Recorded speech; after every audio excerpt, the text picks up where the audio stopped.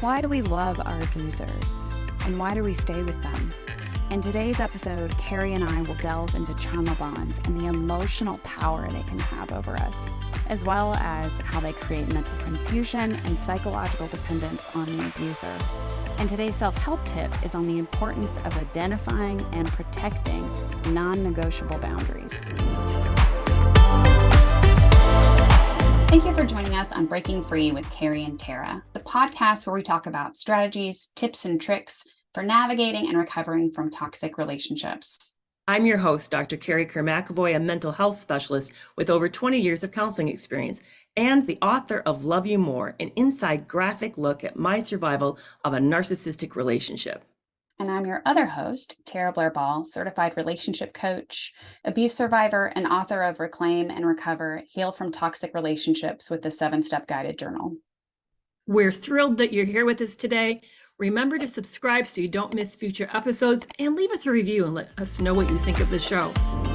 You know, Tara, I've been thinking lately about trauma bonds, and you know what people don't talk about is that we can start a trauma bond with somebody around a trauma that's not shared together, but it's a shared experience. So let me give you an example of what I mean.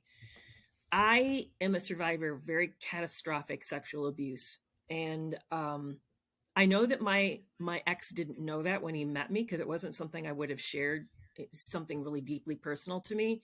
But what he did in that first date that we had is he spontaneously shared a pretty horrific experience of sexual abuse of himself. Now, did that actually happen to him? I don't really know, because I know he lied about a lot. But I remember feeling so stirred, so it evoked so much powerful emotions inside of me that I felt really bad for him, because I felt really bad for myself back there. And he tapped into something even more powerful that I hint to at the end of the book is I have had trauma bonds with my sisters because we survived it together. And he kind of physically looked like my sister. So it tapped into this big connection that I had that made me feel like I couldn't abandon him. Now I'm feeling emotional because I didn't want to abandon her. Have you seen or heard of that? This kind of different type of trauma? Because we don't talk about it. I don't hear anybody talking about it out there. Yeah, I do see it all the time. I kind of like those like silly movies where there's like terrible catastrophes like a hurricane or an earthquake. And it's so clear that it's a trauma bond to me, because in that case, it is the couple. Like they're both like literally like launching over buildings and like running for their lives, but they're intensely bonded because they are experiencing that trauma together, and it's so unique of an experience.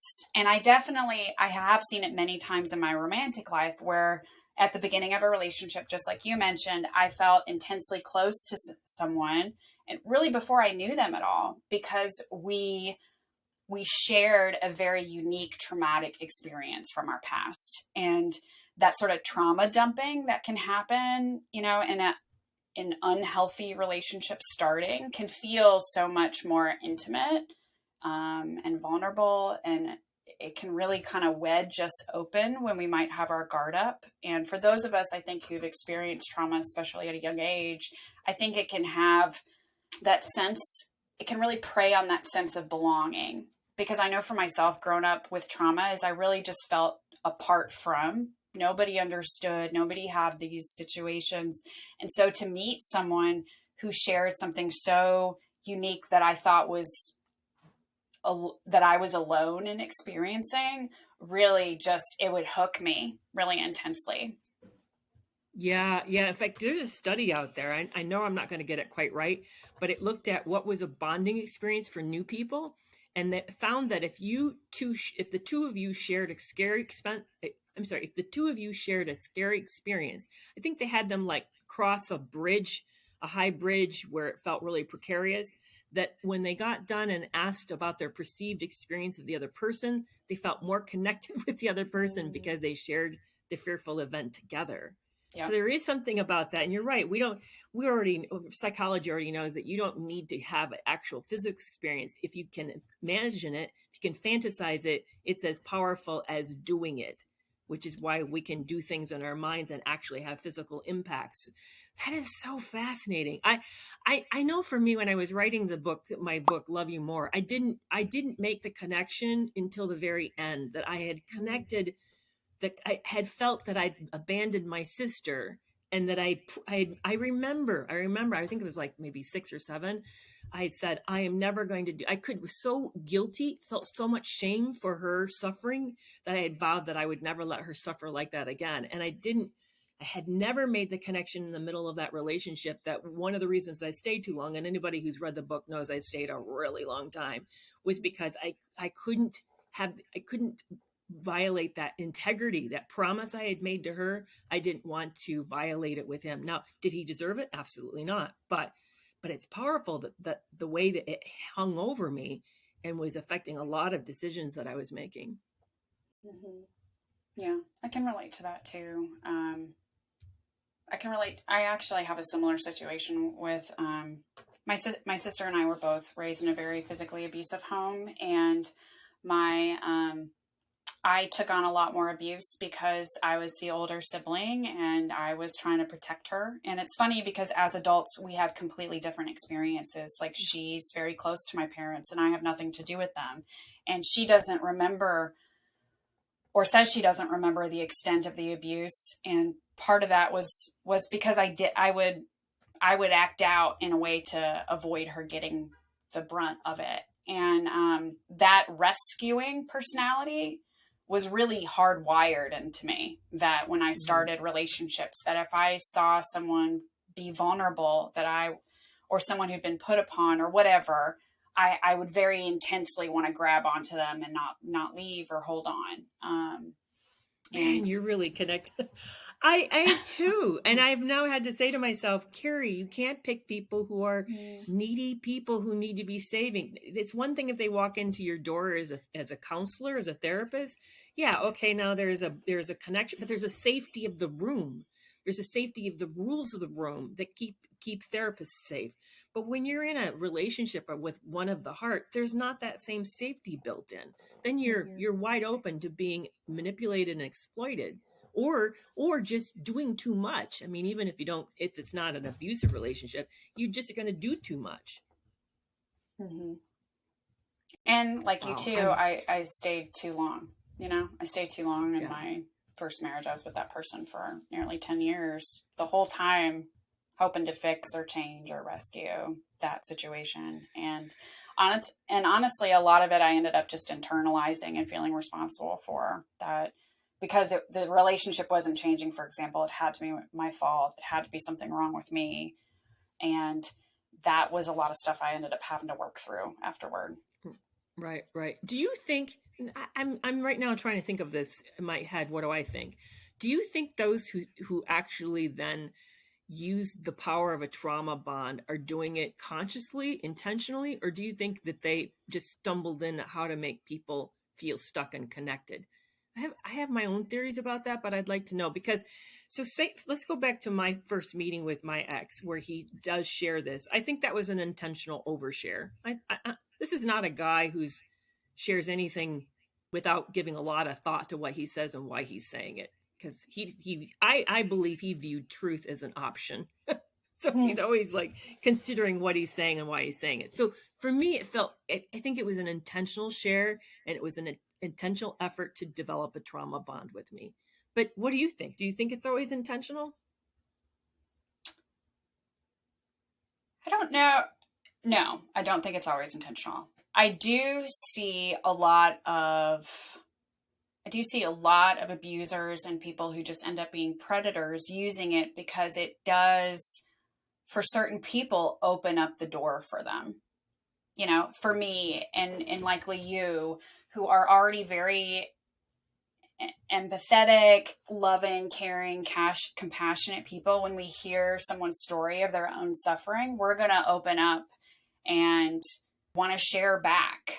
And so I think if other people are like us too, and that person shares that thing, it's going to sort of cut down our defenses a bit, and I think that's why we're in that situation at least me, why I was able to be preyed upon, because I heard that information and I wanted to reach out. And by reaching out, my hands are getting cut off, Yeah. So Yeah. Yeah. I think that intention is such a tricky word, because there's those who deliberately do it as a strategy, and there's forethought to it. Then there's those who have intentions at an emotional level, like, I really want this person to be connected to me. I don't always know why what I'm doing works, but I just know that it does work. So then I use it. So that's not quite as cold-blooded as the first, but then there's those who just are very good at bonding people. They just Right. sort of kind of intrinsically know how to do that.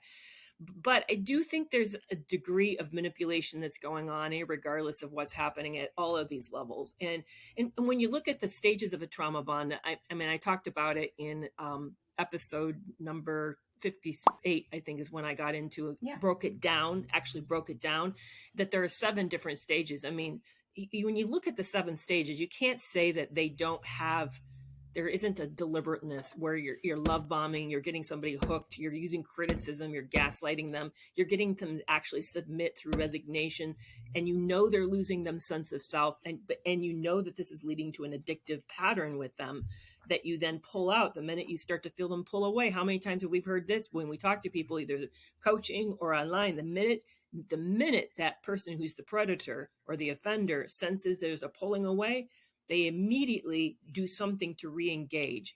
They'll do some form of love bombing, or of a powerful emotional kind of hook that they know will work to bring that person back in line and stabilize the relationship again. So regardless of how cold-blooded it is, there's a level of intentionality to all of it, which to me is horrifying, because that's really playing on another person's vulnerabilities. I mean, it really played. Like, look what happened to me. It cost me a lot of money. It cost me years. It's cost me my health in some ways.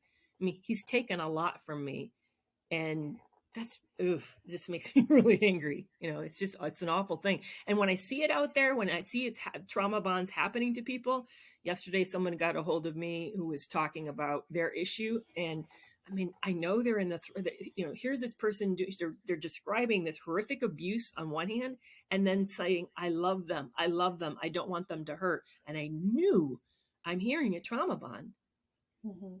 Yeah.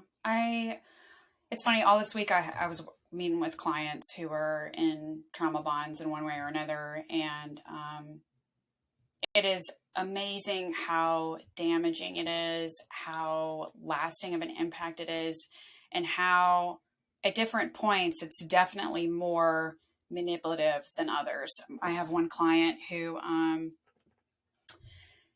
he stayed many years because of the kids, like we talked about in our last episode, co-parenting. He stayed for many years after that. And then even after the divorce and he finally left, he went back again. And he went back again. And he went back again. And because she knew what strings to pull to really prey on him, on his guilt and shame of his kids not having a 2-parent home or that kind of thing.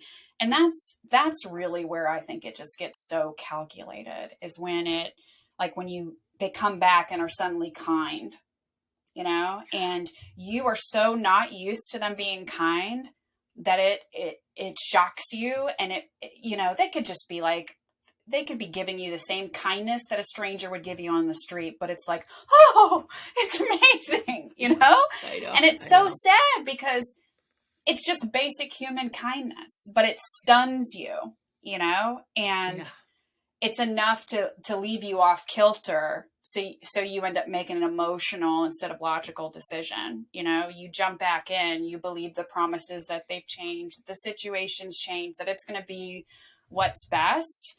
And there is no follow through, none, no action, nothing that they've done or will do to follow through with that. And that's where I think is the worst part of how calculating it can be, because they have to know it's going to be, when they say things like, I've changed, it's going to be different, that they've done nothing, but too often we want to believe that, because we love when things are good with them.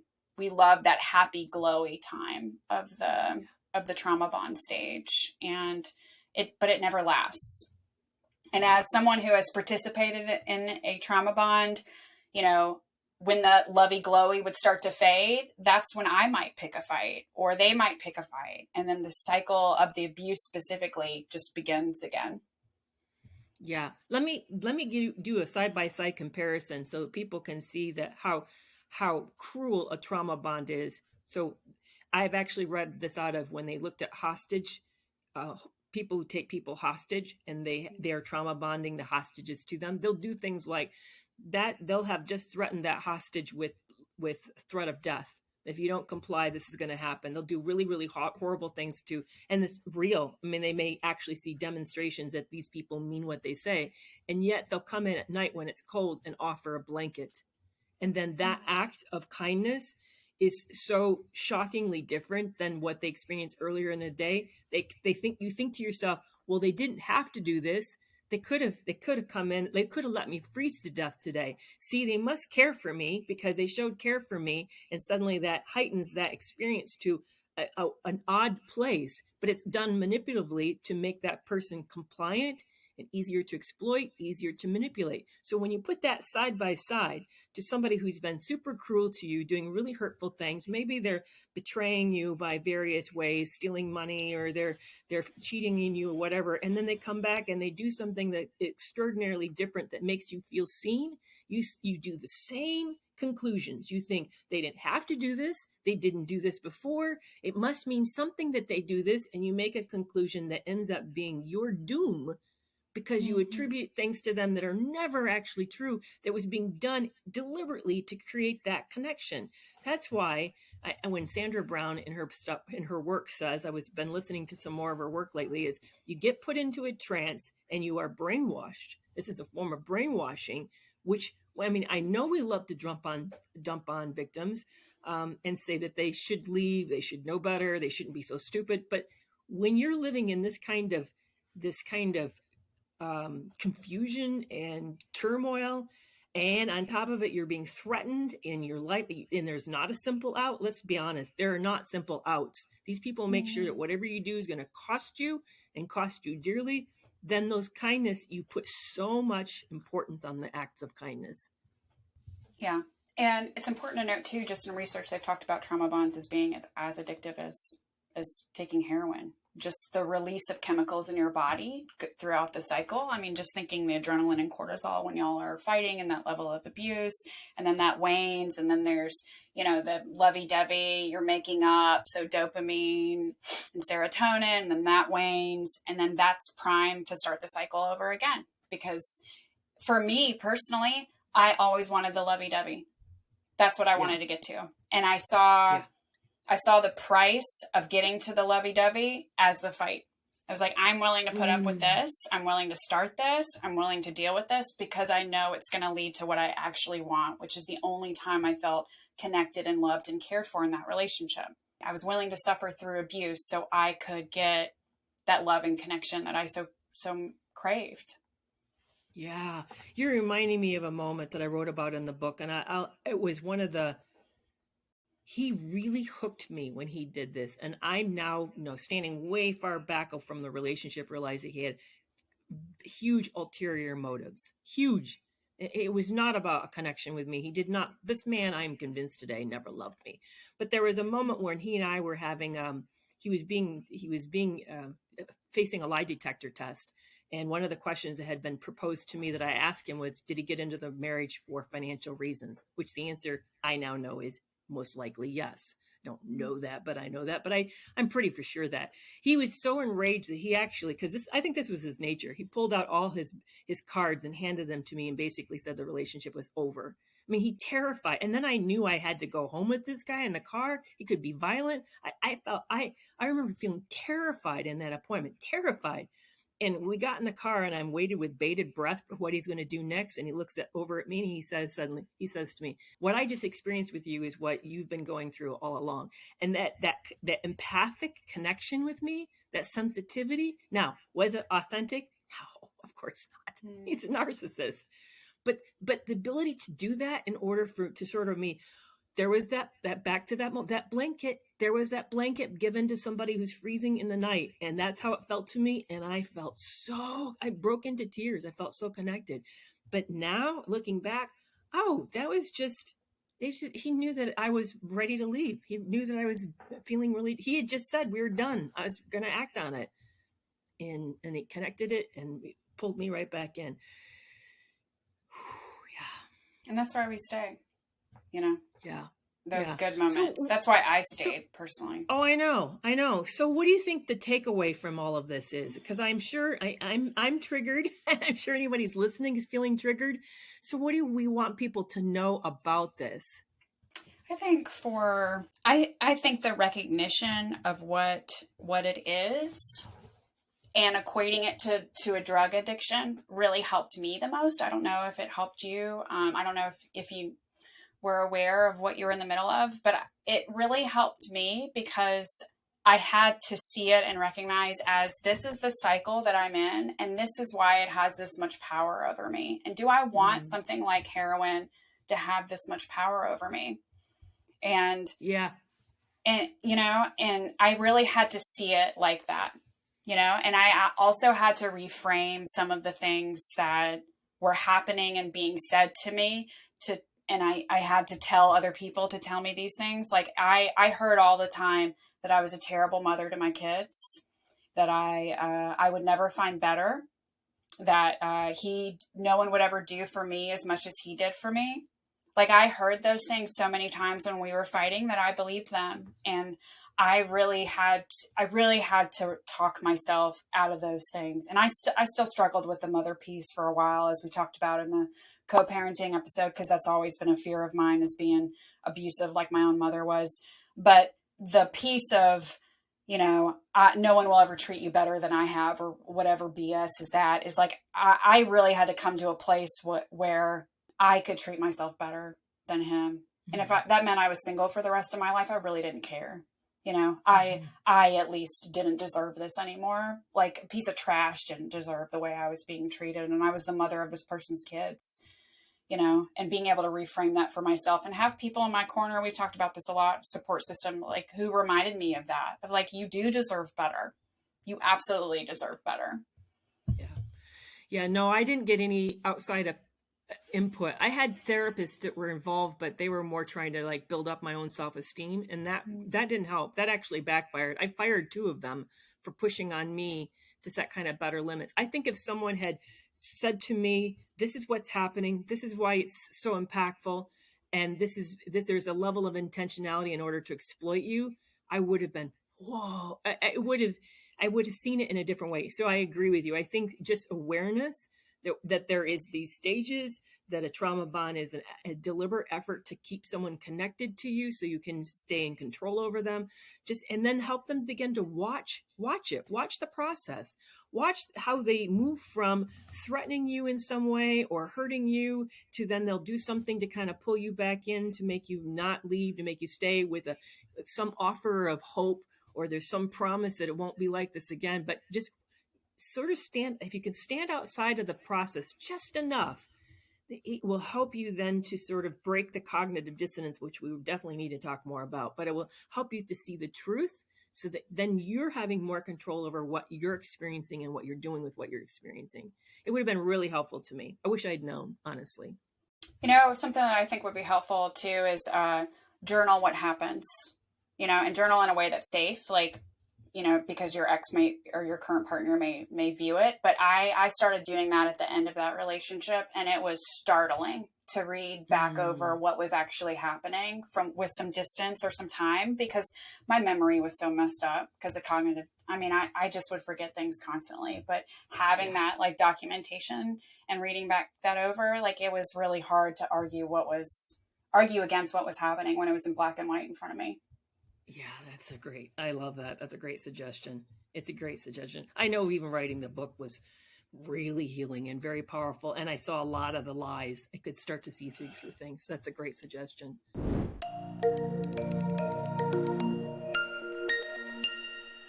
Today's self-help tip is learning to identify your non-negotiables so that you can protect them differently and better. I came across this it actually, believe it or not, had to do with helping missionaries on the field being in another culture. And so because missionaries are thrown into cultures that may have rules that are very, very vastly different from the culture they came from, they often don't know how to handle situations when they're being pushed into a direction that feels really uncomfortable. So here's what you do. You so on a piece of paper, draw 3 circles. So there's an outer circle, a middle circle, and an inner circle. And the outer circle, put the things that you really don't care a whole lot about.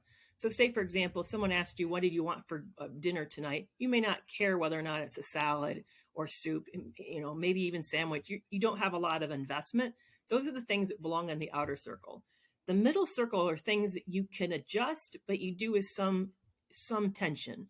So that may be things like I'm not always a big fan of certain types of vegetables, but if you suggested that we have them, and I might say, sure, yeah, that's not a problem, knowing that I've had my meals the way I wanted it for a few times. Now it's your turn. So we have a measure of uncomfortableness with it. And then the inner circle are things that you just absolutely can't do. They're so intolerable that it feels like a breach of self. Let's stay on the food analogy. You cannot get me to eat peas. I'm sorry. I'm just not going to do it. That's a non-negotiable for me. But it's important for us to think when we're in any kind of relationships, what are our outer circle things? What are our middle and what are our inner circle? And how well are we protecting those things? I mean, we need to be a little flexible with some of the middle things, but we need to be very protective and not compromise the things that are in the center. And when we start to do that, that's where you start to see a buildup of anger and resentment and bitterness, or it can take you into a lot of not healthy places. I love that. I love the circle idea. I also want to add that we just want to be really specific. So, for example, if like lying, is a non-negotiable for us, we need to be clear. Our white lies are okay. What do you constitute a white lie? Our surprise is okay. Yes or no? Just being specific of what exactly is the thing where it crosses the line. If things are kind of on the limit from there. But I love Exactly. that. I think that's really valuable. And if you're allowing a lot of the inner circle breaches, then that gives you a chance to ask yourself why. I know that I had established a non-negotiable in my relationship with my ex, and then when I found out it was something he regularly participated in, I didn't do anything about it. So that gives you a chance to sort of say, okay, what's going on? Because that is a self-betrayal when we do those. Mm-hmm. Have you experienced the mental confusion and dependence a trauma bond create? And what non-negotiables do you plan on protecting from now on? Let us know by emailing us at hello@breakingfreewithkerrytara.com. If you haven't yet, make sure to follow or subscribe, write us a review, and if you know someone who would benefit from this episode, make sure to share it with them. If you're not following us on social media yet, you can follow me at tara.relationshipcoach and Kerry at Kerry McAvoy, PhD. We'll see you back here next Monday, where we'll be talking about codependency versus having super traits.